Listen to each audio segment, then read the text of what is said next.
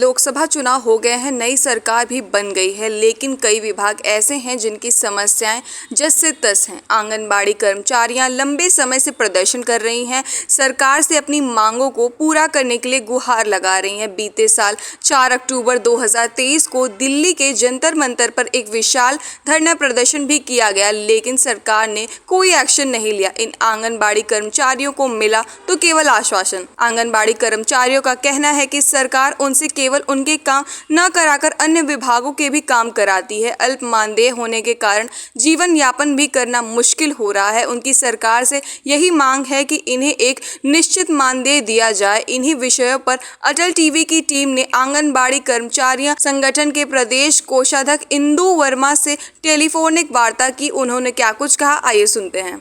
नमस्कार इंदु जी, स्वागत है आपका अटल टीवी में। धन्यवाद मैडम, नमस्कार। आंगनवाड़ी की जो महिलाएं हैं लंबे समय से वो प्रदर्शनरत हैं, उनकी कई मांगे हैं, तो सबसे पहले तो आप अपनी मुख्य मांगों के बारे में हमें बताइए। मैडम, हमारी मुख्य मांग है कि हमें राज्य सरकार कर्मचारी घोषित किया जाए और जब तक आप हमें नहीं करते हैं तब तक हमें न्यूनतम मजदूरी की दर से वो मानदेय दिया जाए। जी, आंगनबाड़ी कार्यकर्तियों का ये भी कहना है कि जो सरकार है वो उन्हें हर तरह के कामों में लगाती है, जो काम उनके लिए नहीं भी है वो भी सरकार उनसे कराती है। ऐसे में कई विभाग में काम करने के बावजूद अल्प मानदेय भी मिलता है। क्या कहना चाहेंगी आप?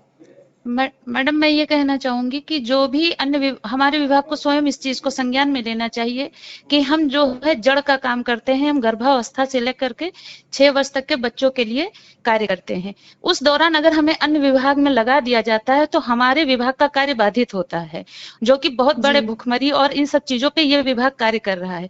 और जब बाधित होगा कार्य तो उन बच्चों पे बहुत बड़ा इसका साइड इफेक्ट पड़ता है।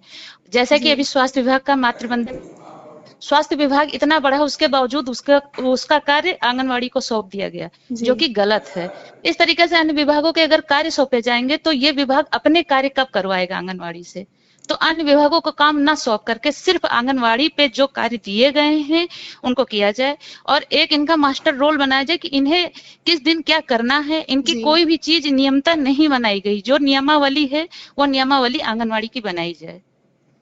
जी, सरकार से लंबे समय से आप लोग मांग कर रहे हैं। आप लोगों ने धरना प्रदर्शन भी दिया था काफी बड़े स्तर पे। उस वक्त क्या कुछ मामला सामने निकल के आया था? क्या सरकार से कोई आश्वासन मिला था? सरकार मैडम हर बार आश्वासन दे देती है, लेकिन सरकार से जो भी उम्मीदें आंगनवाड़ी ने किया, सरकार ने हमेशा निराशा ही हाथ में सौंपा है।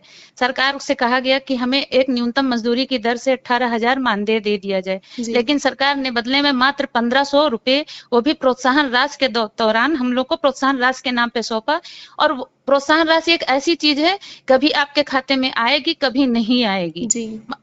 तो ये गलत तरीका है। हमें एक न्यूनतम मजदूरी जो हम मांग रहे हैं, मजदूरी मांग रहे हैं, वो सरकार देने के लिए नहीं तैयार है। गलत चीज है।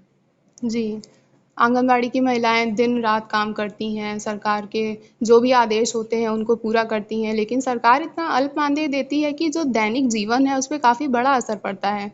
किस तरह से घर चला पा रहे हैं, किस तरह की समस्याएं हैं, कुछ बताना चाहें?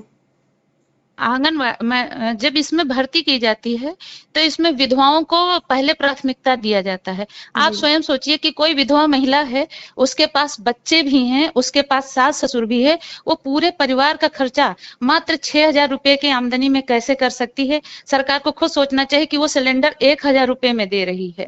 अगर वो परिवार चलाएगी तो आप खुद सोचिए कि 6,000 रुपए में 1,000 रुपए सिलेंडर, और इतनी महंगाई, घर उसका क्या चलता है? वो झाड़ू पोछा बर्तन दूसरे के घर के करने को मजबूर हो चुकी है।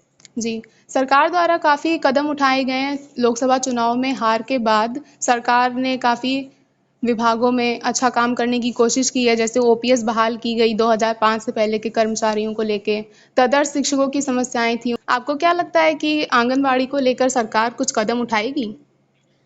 सरकार को कदम उठाना होता मैडम, तो जब इन्होंने पहली बार बीजेपी सरकार 2017 में आई तो उन्होंने साफ साफ डाला, केशव प्रसाद माननीय उप मुख्यमंत्री जी जो उस समय थे, उन्होंने डाला कि हम आपको एक सम्मानजनक मानदेय देंगे। लेकिन सरकार खुद भूल गई कि 2017 में हमने क्या वादे किए थे। जी, ऐसे में आपके आगे की रणनीति क्या होगी? आंगनबाड़ी जो कार्यकर्त्रियां हैं वो सरकार से किस तरह से अपनी बात मनवाने की कोशिश करेंगी? मैडम आगे की रणनीति यही तय की है हम लोगों ने कि जो भी होगा धरना प्रदर्शन के माध्यम से, टेबल टॉक के माध्यम से, जैसे भी होगा सरकार तक अपनी बात पहुंचाएंगे और उम्मीद करते हैं कि सरकार हमारी बातें सुनेगी, हमारे बारे में सोचेगी और एक सम्मानजनक मानदेय देने की अपना पूरा अथक प्रयास करेगी, क्योंकि वो राजा हैं और हम प्रजा हैं और एक राजा से हम यही उम्मीद रख सकते हैं। आंगनबाड़ी कार्यकर्तियों को आप क्या संदेश देना चाहेंगी?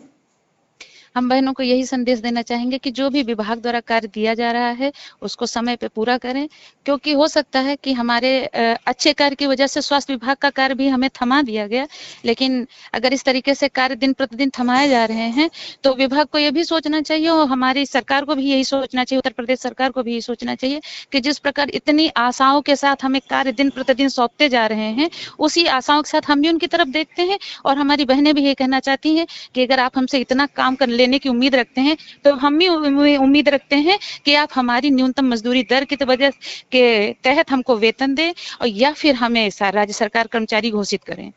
जी, हमसे जुड़ने के लिए बहुत बहुत धन्यवाद इंदु जी। नमस्कार मैडम, धन्यवाद।